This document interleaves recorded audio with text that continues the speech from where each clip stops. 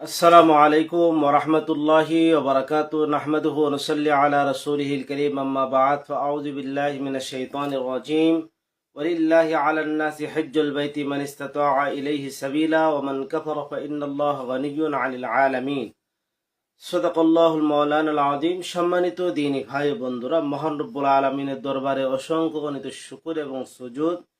জাল্লা জাল্লা শানুহু আমাদেরকে মিল্লাতে ইব্রাহিমের অনুসারী বানাইছেন। প্রিয় দিনী ভাই বন্ধুরা, আল্লাহ পাক রব্বুল আলামিন আমাদের জন্য যে সমস্ত আহকামাত ফরজ করেছেন তার ভিতরে অন্যতম একটি হলো হজ্জে বাইতুল্লাহ। প্রত্যেক সামর্থ্যবান ব্যক্তি যাদের উপর আল্লাহ পাক রব্বুল আলামিন হজ করার সামর্থ্য দিয়েছেন, অতি দ্রুততার সাথে হজকে আদায় করা। প্রিয় দিনী ভাই বন্ধুরা, হজ কাকে বলা হয়? হজ হলো 5 দিন 5 জায়গায় 9টি কাজের নাম হলো হজ। 5 দিন হলো জিলহজ মাসের 8, 9, 10, 11, 12 এই 5 দিন। আর 5টি জায়গা হলো বাইতুল্লাহ, মিনা, আরাফা, মুজদালিফা আর জামারা। মিনার ভিতরে একটি বিশেষ স্থান যেখানে যেখানে কঙ্কন নিক্ষেপ করতে হয়, সেটা হলো জামারা। এই 5টি স্থানে 5 দিন 9টি কাজের নাম। 9টি কাজ হলো, এর ভিতরে 3টি হলো ফরজ আর 6টি হলো ওয়াজিব। সম্মানিত দিনী ভাই ও বন্ধুরা, হজ ফরজ হওয়ার পরে হজ্জের আহকাম জানা অতীব জরুরি। কারণ হজ্জের মাসআলা না জানার কারণে অনেক সময় হজ করার পরেও হজ শুদ্ধ হয় না। প্রিয় দিনী ভাই ও বন্ধুরা, যে হাদিস সাহেবদের যে হজ্জের যে মূল আনুষ্ঠানিকতা, এটা হলো জিলহজ মাসের 8, 9, 10, 11, 12 এই 5 দিন। তো সম্মানিত দিনী ভাই ও বন্ধুরা, হাজি সাহেবদের প্রতিদিন জিলহজের এই 5 দিন কি করণীয় সেই সম্পর্কে আপনাদের সামনে আমাদের ধারাবাহিকভাবে কয়েকটি পর্বে হজ্জের 5 দিনের হাজি সাহেবদের করণীয় সম্পর্কে আলোচনা করার চেষ্টা করব। সম্মানিত দিন, প্রথমত আমাদেরকে জানতে হবে হজ কয় প্রকার। হজ হলো 3 প্রকার: হজ্জে তামাত্তু, হজ্জে ইফরাদ, হজ্জে কিরান। হজ্জে তামাত্তু বলা হয় যেখানে 2টি এহরাম এবং কাজ হলো 2টি, তথা হজ্জে তামাত্তু যিনি আদায় করবেন তিনি প্রথমত উমরার এহরাম বেঁধে বা উমরার এহরাম করে এরপরে উমরাকে সম্পন্ন করবে এবং হজ্জের জন্য আলাদা এহরাম বাঁধবে জিলহজ মাসের 8 তারিখ।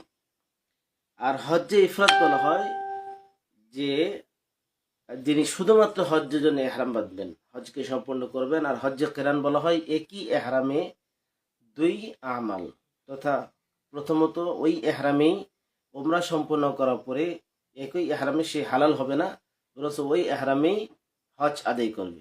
প্রিয় দিনী ভাই ও বন্ধুরা, এবার জানবো হজ্জের যে এই 5 দিন হাজি সাহেবদের কি করণীয়, এই সম্পর্কে ধারাবাহিকভাবে আমাদের এই পর্বগুলোর প্রথম পর্বে আজকে জানাবো।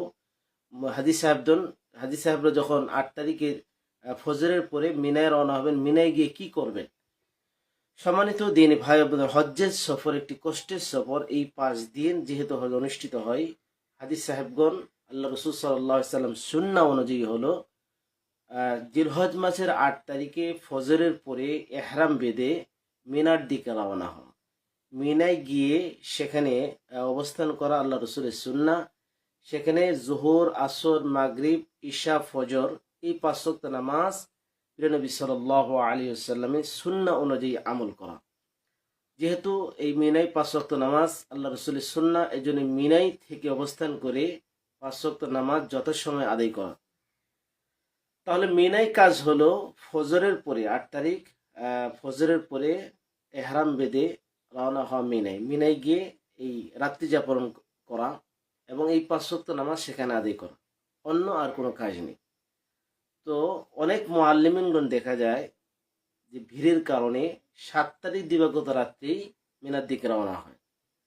এটা জায়েজ আছে, ওজরের কারণে জায়েজ আছে। তবে সুন্নাহ হলো 8 তারিখ ফজরের পরে এহরাম বেঁধে মিনার দিকে রওনা হওয়া এবং মিনায় গিয়ে সম্মানিত দিনে ভাই বোনেরা, এই যে এহরাম বাঁধার পরে তালবিয়া শুরু, লাব্বাইক আল্লাহুম্মা লাব্বাইক, লাব্বাইক লা শারীকা লাক লাব্বাইক, ইন্নাল হামদা ওয়ান নি'মাতা লাকা ওয়াল মুলক, এটা সবসময় উঠতে বসতে সবসময় পড়তে থাকা।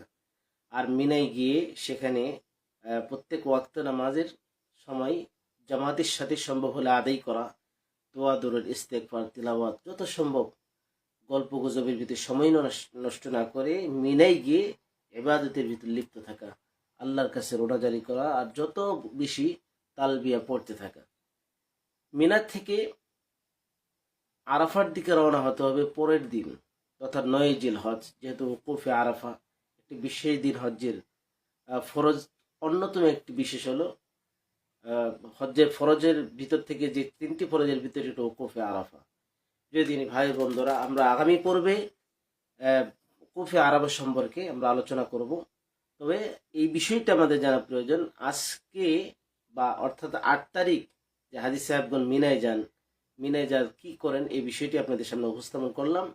মিনায় গিয়ে শুধুমাত্র 5 ওয়াক্ত নামাজ, এটা আল্লাহ রসুলের সুন্নাহ।